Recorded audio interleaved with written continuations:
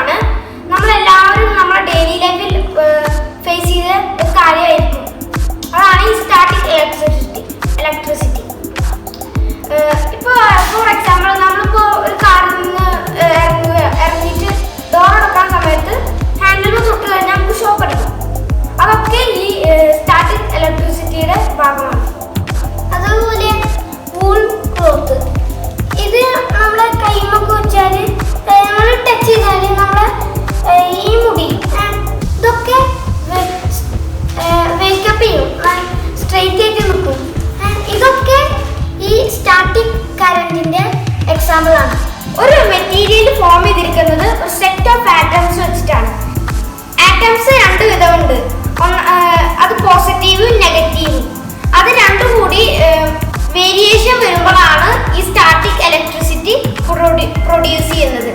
Danger ആയിട്ടുള്ള static electricity ഉണ്ട്, പിന്നെ ഗുണമുള്ളതും ഉണ്ട്. ഗുണമുള്ളതാണ് പ്രിന്റർ. ഇപ്പോൾ പ്രിന്റർ ഇങ്ക് ടാങ്ക്, ആ ഇങ്ക് ടാങ്കിൽ നിന്ന് ഈ ഇങ്ക് അതിൽ നിന്ന് എടുക്കണതിന് ഉപയോഗിക്കുന്ന ഈ സ്റ്റാറ്റിക് എനർജിയാണ്. പിന്നെ ദോഷമുള്ളത് മിന്നൽ, ലൈറ്റിംഗ്. അത് ആൾക്കാർ അത് തട്ടിക്കഴിഞ്ഞാൽ അത് എന്തായാലും മരിക്കും. ഇനി നമുക്ക് കുറച്ച് എക്സാമ്പിൾസ് കാണാം.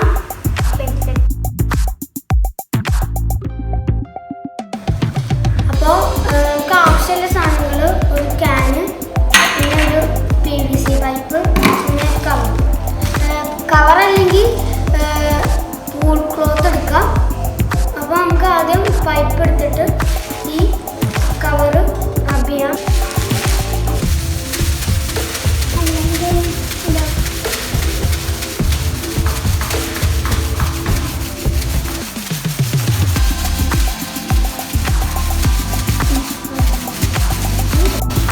ഇതുപോലെ വെച്ചു കൊടുത്ത്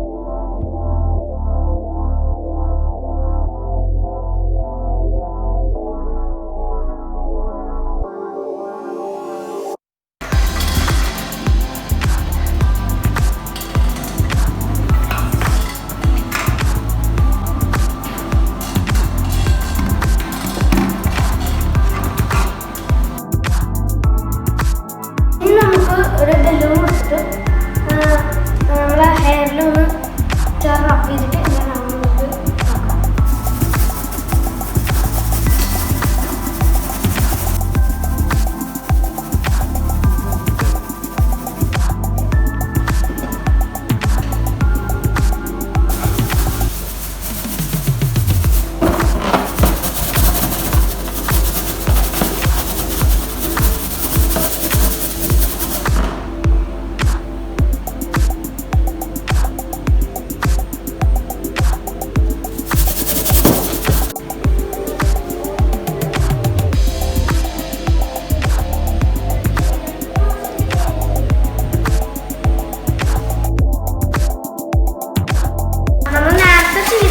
PVC പൈപ്പ് തന്നെയാണ്.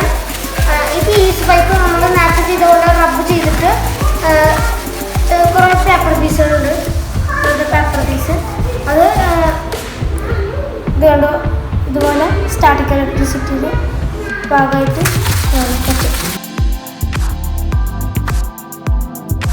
പേപ്പർ അതിനെ പിടിച്ചിട്ടുണ്ട്.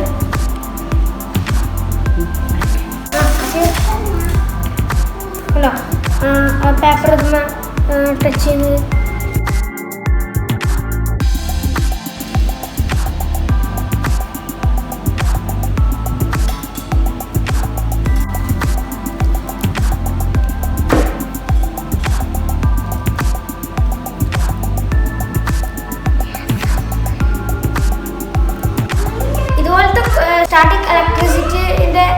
എക്സാമ്പിൾസ് ഉണ്ട്. അത് നമ്മൾ അടുത്ത വീഡിയോയുമായി വരാം. അതുവരെ സൈനിങ്